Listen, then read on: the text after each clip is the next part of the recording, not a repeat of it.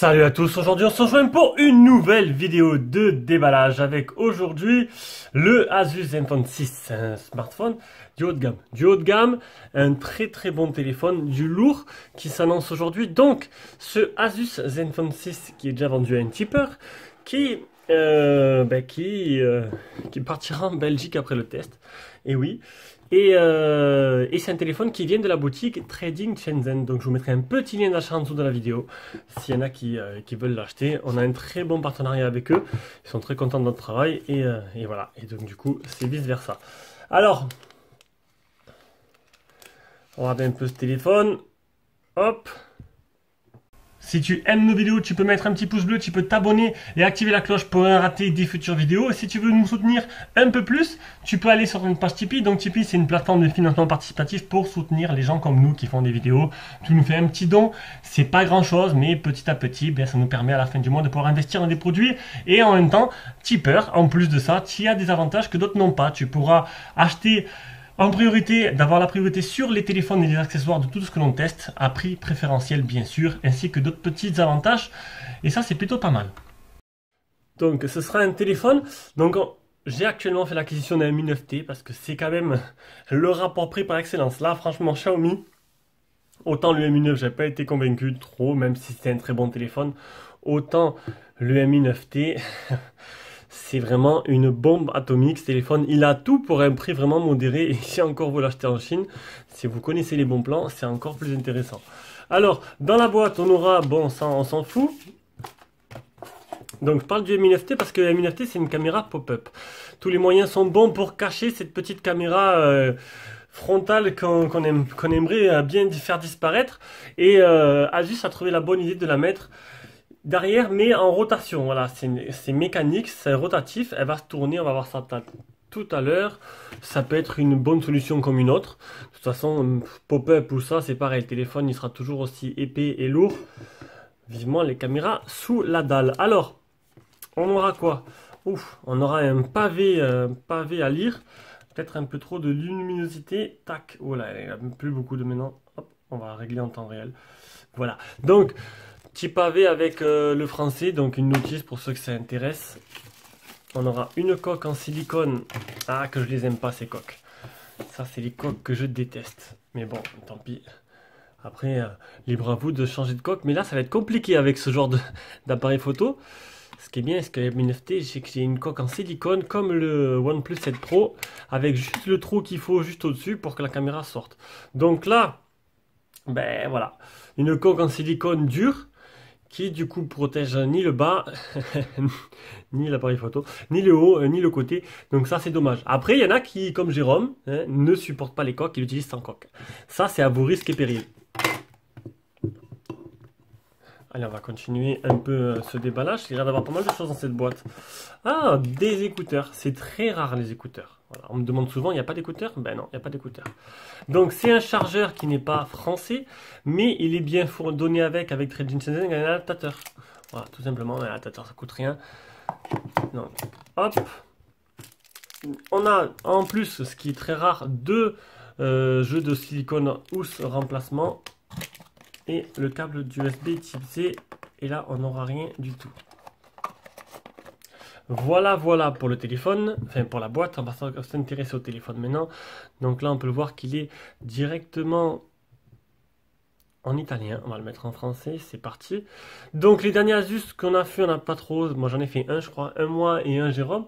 On n'a pas trop aimé, hein, ça n'était pas trop ça. En plus on a la surcouche Asus que j'aimais bien, la ROM Asus que vraiment j'appréciais, a disparu pour une ROM stock plutôt simple. Et c'est vrai que ça m'avait un peu déçu. Avez-vous plus de 16 ans? Oui, bon, je comprends pas pourquoi il me demande, mais bon. Depuis quand? Pourquoi? C'est un téléphone avec des... téléphone un peu spécial. Je comprends pas. Alors, oui, j'ai plus de 16 ans quand même. Finition du processus. Capteur de proximité. Veuillez à ce que le capteur de proximité ne soit pas obstrué par les accessoires externes. La caméra. Donc, il y aurait bien un capteur de proximité là. Protégez votre téléphone avec les empreintes digitales. Alors, c'est capteur d'empreinte à l'arrière. Oui. Je vais mettre l'empreinte plus schéma.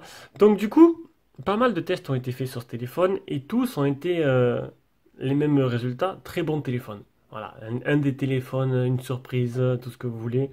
Masquer les contenus. Localiser le capteur. Placer et soulever. Donc moi déjà ce qui m'embête, c'est que pour le prix du téléphone, il y a un capteur à l'arrière.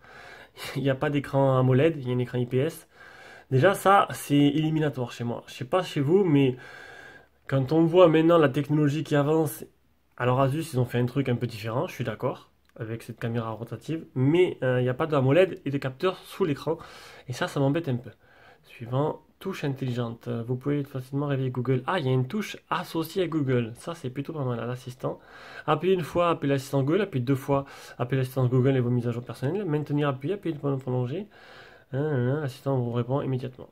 C'est plutôt pas mal. C'est comme le Mi 9. Et on a un bouton dédié. Non, configuration terminée. Alors, est-ce qu'on aura la fameuse ROM stock? Et ouais, on a du stock. Donc c'est pas que ça m'embête, hein, on va dire. Aussi, si ça m'embête parce que bon, ça ressemble du coup à un OnePlus, si on peut dire ça. Donc c'est du stock. Du stock, il y aura peut-être quelques petites options en plus. Mais ce que j'aime bien dans la ROM Asus, qui était, bon, certes, assez lourde et une grosse ROM, mais le Asus 5 et le 5Z, ils avaient une belle ROM, avec des milliers d'options, un peu trop. Hein, il y en avait un peu trop, c'est vrai, je suis d'accord. L'intelligence artificielle a toutes les sauces. Ok, mais c'est vrai que pour ceux qui aiment un peu les options, avoir plein de trucs et tout, c'était vraiment intéressant. Et là, on n'a plus rien. On n'a plus rien, on est passé du tout au tout. Alors, niveau design, on a un design full screen. Alors, je vais aller vous chercher le Mi 9T pour comparer. Allez, on revient. On va remettre ça. Attends, j'ai pas de notif. Voilà. Ah, le fond d'écran n'est pas très bon. Il faudrait un fond d'écran clair pour pouvoir bien comparer.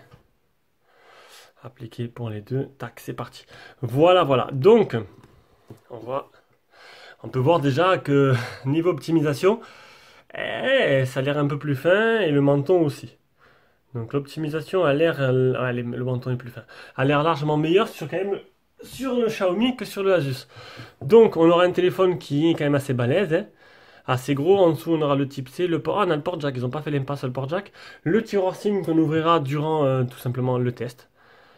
Et les boutons sur le côté, on va essayer maintenant cette fameuse caméra rotative. Alors, le truc c'est que je suis pas... Je vais aller mettre un t-shirt, ce sera mieux pour... et pour vous. Voilà, alors, on va mettre mode, on va tourner la caméra et hop. On a ce fameux objectif, ça va, c'est assez rapide.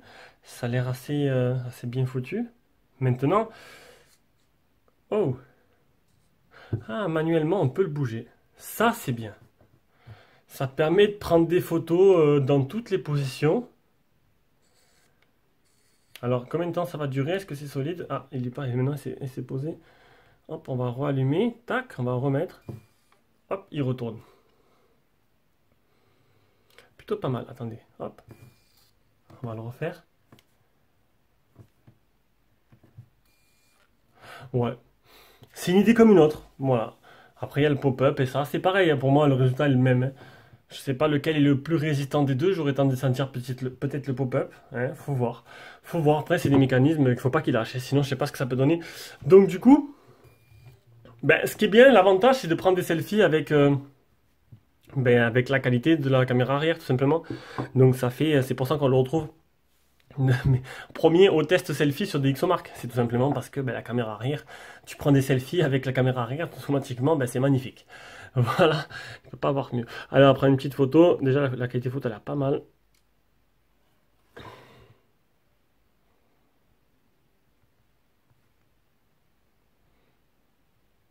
Ça va plutôt correct. Bon, voilà. C'était le déballage et la première prise en main sur Asus Zenfone 6. Asus Zenfone 6 qui aura la lourde tâche de me convaincre, ce qui n'est pas le cas pour l'instant. Comme je vous l'ai dit, il n'y a pas d'AMOLED, il n'y a pas de capteur sous l'écran. Et il a que ce fameux appareil photo et il a perdu sa ROM, sa ROM que j'aimais bien sur le 5, le 5Z. Du coup, on verra bien ce que ça va donner durant l'utilisation et on reviendra pour le test. Allez, je vous fais de gros bisous et on se rejoint pour une prochaine vidéo. Ciao, ciao.